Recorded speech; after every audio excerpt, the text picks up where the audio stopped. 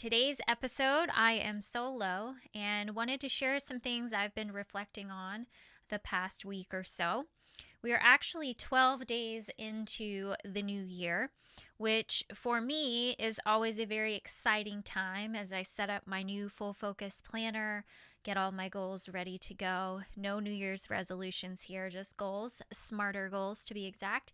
And I decided to do this episode to talk about what we do when those things don't go as planned. So today's episode is Reset, Don't Quit, Leadership When Plans Fall Apart. And I'm going to talk about how in the 12th day of the month, I am already feeling like my plans unraveled. And let's just say in the past, if I were sitting here with my full focus planner and I had only achieved the small amount that I have in the past 12 days of the new year, I would probably be sitting in a corner somewhere crying. So I am improving in how I handle it when things don't go to my perfect plan. But Matt had been sharing with me that when I was saying that I was upset at the hotel the other day that I had not done my daily habits that day and I was really struggling, he told me that I needed to be more realistic, which now he's saying maybe reasonable might be better than the word realistic. But either way, my R's in smarter goals are risky and relevant, not realistic and reasonable. So maybe we need to modify that. I don't know. I think when I write down my goals that they're reasonable, but of course life is not predictable. And that's why I feel like no matter when you are listening to this episode, it doesn't matter if it's January or if it's October. If you are having difficulty in achieving your goals or things aren't going to plan, then maybe this is a good episode for you too.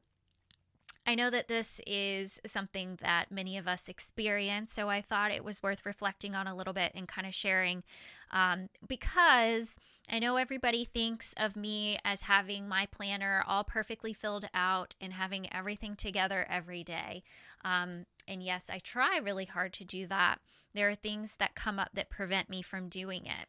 So how much does it pain me to say that my entire first week of the new year, which when the new year doesn't start on a Monday, it really already doesn't, work well for me because I like to start my new planner on a Monday. And that wasn't the case this year. So I had to start it on the 5th, Monday the 5th.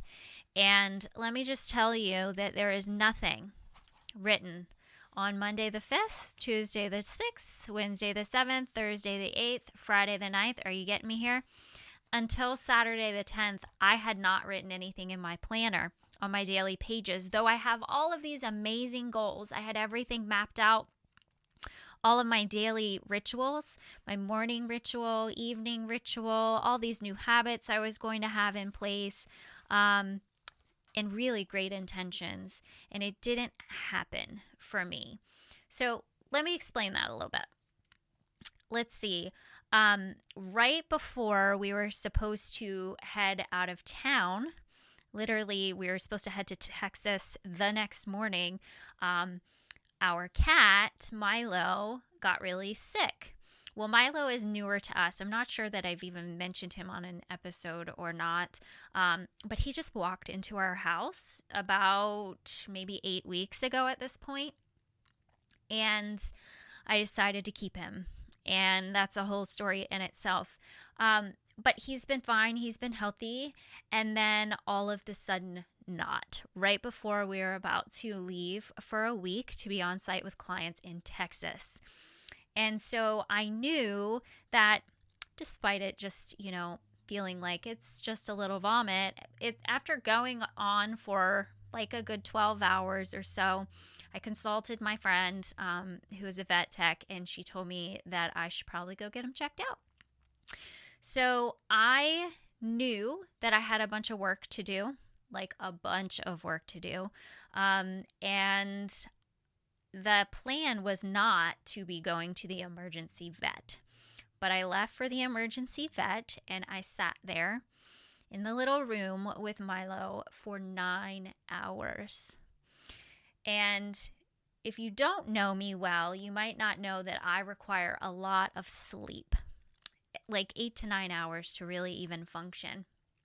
So what that meant for me was I was there until 4:30 in the morning in order to get Milo seen and get a treatment plan and all of that and drive back home.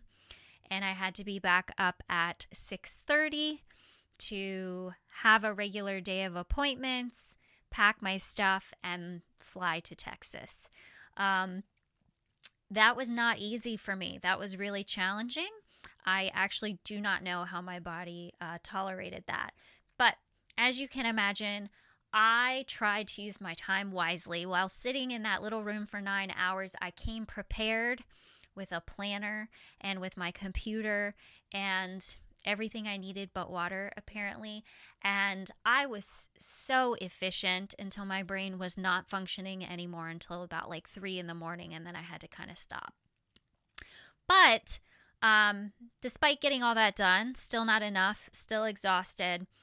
Traveled to Texas, which you can imagine, travel is just not easy. And we arrived at 2 in the morning at our hotel and needed to get up in the morning and prepare to do a big kickoff workshop. So I actually ended up getting about 3 hours of sleep that night. So for someone that needs 8 to 9 hours of sleep every night to even survive, getting 2 hours one night and 3 hours the other night, not great. My body decided that it did not like me anymore and started attacking me. So I ended up with like a health thing going on with my eye. It was a really rough week. So all week in Texas, I was exhausted. I could not work outside of the 26 individual sessions and 2 big workshops I did. I didn't have time to do anything else, and certainly could not do my daily reading, my daily Bible study, my daily exercise, my Artist's Way journaling, and all of the other things that I had put down for my daily routine. There's more to the story, but I will stop there.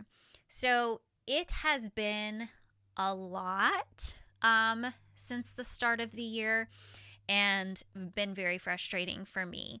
But my mindset continues to be that every day has to be a fresh start for me. So if I hit my limit on whatever it is that day, that I just have to tell myself tomorrow's a new day and I will tackle it then. I feel like a lot of leaders kind of feel shame if something stalls and they're not achieving their goals, or this fresh start that they were expecting, it didn't work out for them the way they had planned. And then they end up waiting for the exact perfect conditions to restart. So I could have very easily said, well, January is a loss, so I'll start February instead. But each day, my approach has had to be, but what can I do today? Maybe I can't do my full routine of what I wanted to do, but which of those things can I do? Can I listen to the Bible in the shower? Yes. Can I do my devotional while on the road? Yes. Can I take my planner with me? So if we, stop somewhere and I have a few down minutes, I can jot down some notes. So I'm kind of fitting things in where I can and accepting that the way that I wrote them in here is not going to work for me right now. And it might not for a couple of weeks. It might not until February. But I am trying to hit the reset button every day. So what I really want to discuss here is not quitting, but just resetting, that constant reset that we need. Would it be super easy to just quit? Yeah, but this is such a beautiful planner and I worked so hard on it and I can't do that. No, quitting is not an option.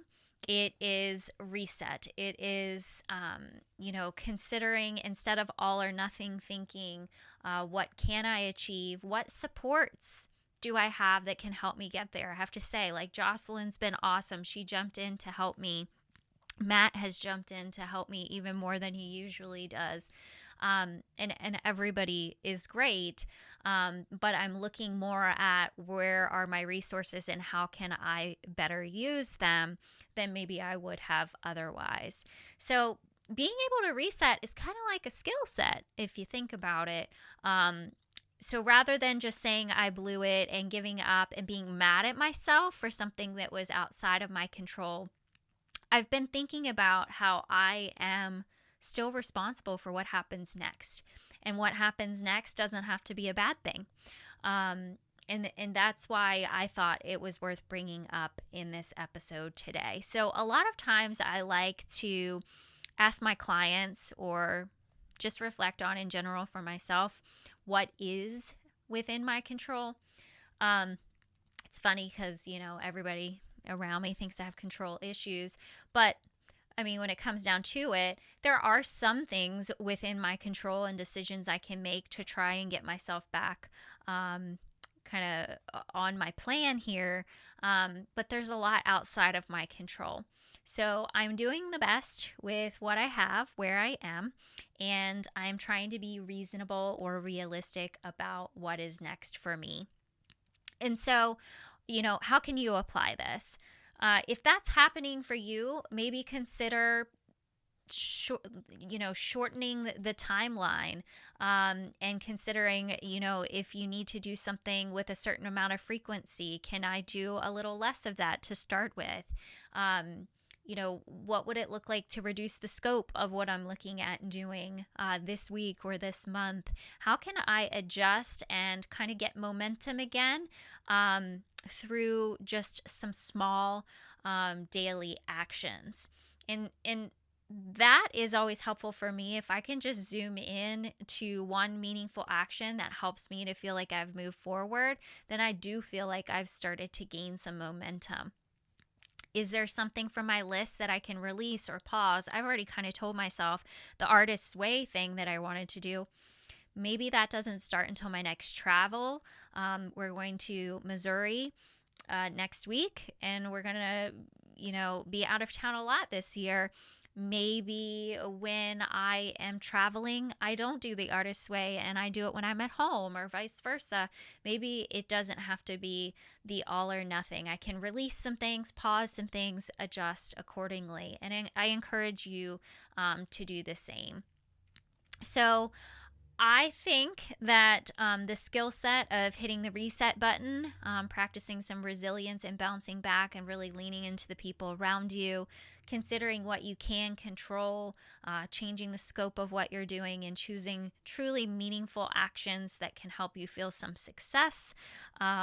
Really, that is the path forward to get you back on plan. So, as I look at this today, I know that the whole year is not going to be off track just because the first 12 days were tough. I still have a lot of really great goals. I'm going to have to do some adjusting, but I believe that I will still be able to achieve great things this year if I continue to have this mindset. So if your plans are falling apart, this message is specifically for you to tell you, let's just adjust a little bit, adjust the time frame by which you want to achieve these things. Or as Matt apparently would say, be more realistic or reasonable about what life will look like, because I tend to... I tend to think of what I believe to be the ideal plan, knowing that ideal doesn't happen very often, but still get frustrated when it doesn't happen. When I should think that the ideal is a rarity, and maybe I need to pull back a little bit on that. So hopefully you find that helpful. These are just some of my general reflections from the past couple of weeks. As always, I want to do a leadership unscripted challenge submission as a part of this one. So the the submission this week I thought was kind of relevant. Everything feels urgent. I want to focus on what matters most, but leadership keeps piling on priorities. How do I push back or refocus without seeming like I can't handle it? There's so many things within this when I look at it. So everything feels urgent. So everything feels like number one priority. Is that because leadership is making you think everything is number one, or do you think everything's number one? I noticed the wording, how do I push back? And I immediately thought, how can we reframe that push back? Maybe as clarify. How can I clarify the direction, clarify the priorities, ask questions about what matters most right now? If everything seems urgent, like what's actually going to get deprioritized, maybe having more reflective conversations about what outcomes you're actually optimizing. And then the part about refocusing, it's not that you necessarily are out of focus. It sounds like priorities are just not clear across the board or unreasonable expectations. It says, without seeming like I can't handle it. And I think it's so interesting that the focus is, seeming like you can't handle it, which is you care about others' perception of how you're handling it.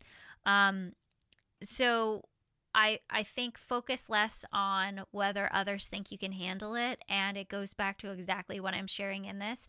Realizing that we can't do it all and something has to take a back seat.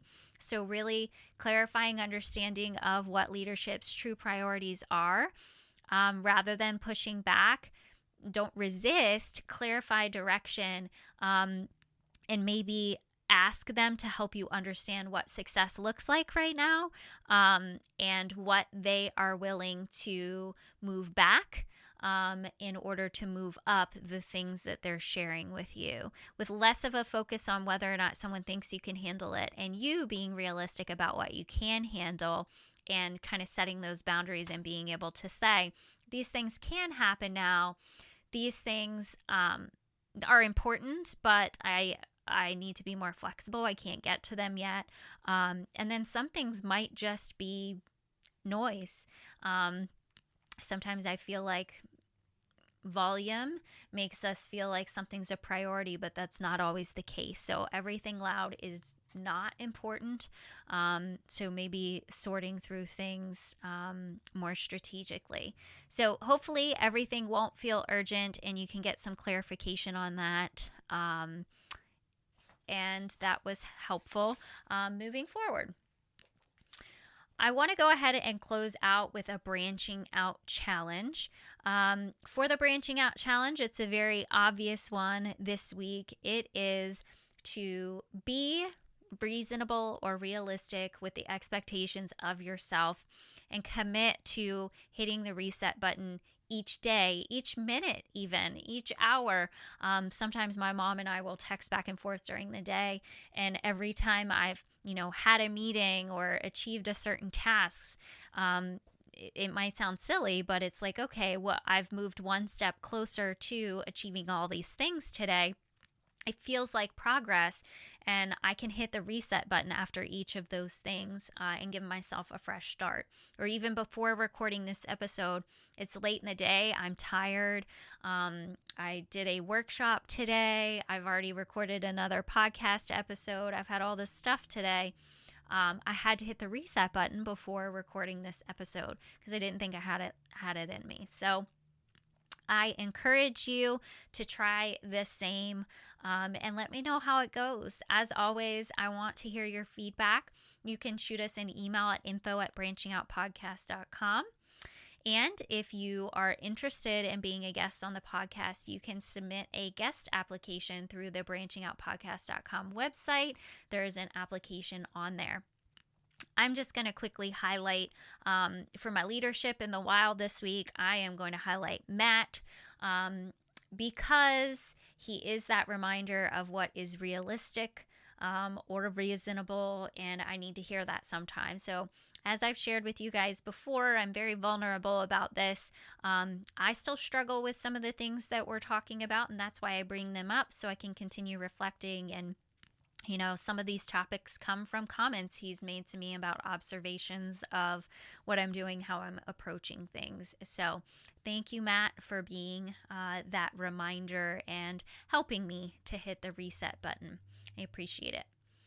All right, as I mentioned in the previous few episodes, we are looking for podcast sponsorships this year. If you are interested in getting involved with the podcast in any capacity, if you want us to do some custom commercials for you, if you feel like your brand aligns with our brand, we'd love to hear from you and talk about options. That would be wonderful.